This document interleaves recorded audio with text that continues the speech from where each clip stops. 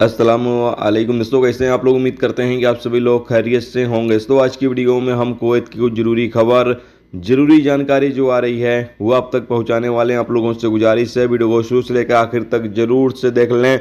दोस्तों वीडियो को लाइक भी जरूर कर दें। जो लाइक कर देते हैं तो हम दोस्तों का दिल से बहुत बहुत शुक्रिया। चलिए बढ़ते हैं अपडेट तरफ। पूरी के अपडेट आपको बताते हैं। सबसे पहली खबर, मिनिस्ट्री की तरफ से अपडेट जारी करके बताया गया है कि बिजली का बिल की अदायगी किए बिना गाड़ी को न ही ट्रांसफ़र कर सकते हैं और न ही गाड़ी का लाइसेंस को रिन्यूअल कर सकते हैं। यानी कि यहाँ पर मिनिस्ट्री की तरफ से ऐलान कर दिया गया है कि अगर आप बिजली का बिल अदा नहीं करते हैं और आपके नाम पर गाड़ी है तो न ही आप गाड़ी को ट्रांसफ़र कर सकते हैं, यानी किसी को ना ही बेच सकते हैं और ना ही गाड़ी का लाइसेंस को रिन्यूअल कर सकते हैं।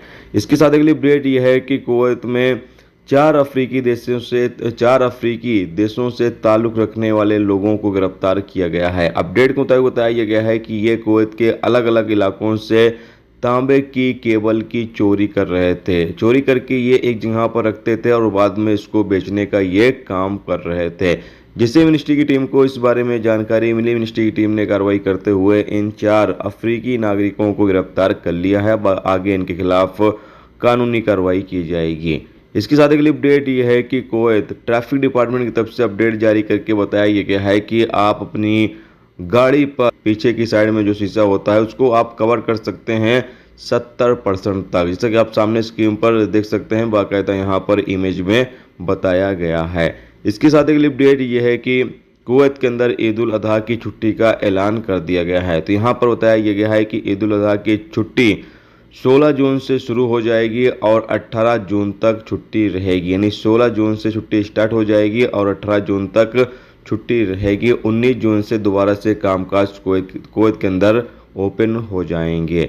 इसके साथ अगली अपडेट यह है कि कुवैत मिनिस्ट्री की तरफ से अपडेट जारी करके बताया गया है कि अगर गर्मी के मौसम में आप गाड़ी के अंदर परफ्यूम, फ़ोन, पावर बैंक या किसी तरीके का कोई इलेक्ट्रॉनिक सामान आप गाड़ी के अंदर रखते हैं या कोई लिक्विड रखते हैं तो इससे गाड़ी में आग लगने का खतरा काफ़ी ज़्यादा बढ़ जाता है।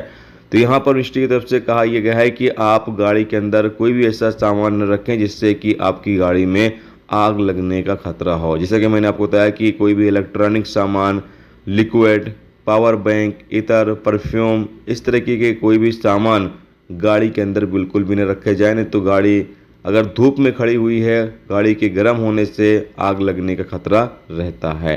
दोस्तों ये थी आज की कुवैत की कुछ ज़रूरी खबर, ज़रूरी जानकारी जो आप तक पहुंचा दी गई। उम्मीद करता हूं ये वीडियो, ये जानकारी आपको अच्छी लगी है तो प्लीज़ दोस्तों वीडियो को लाइक करके ज़रूर जाएँ और जो दोस्त चैनल पर नए हैं उनसे गुजारिश रहेगी प्लीज़ चैनल को भी सब्सक्राइब जरूर कर लें। वीडियो देखने का दोस्तों बहुत बहुत शुक्रिया। मिलते हैं नेक्स्ट टॉपिक के साथ, तब तक अपना ख्याल रखो। खुदा।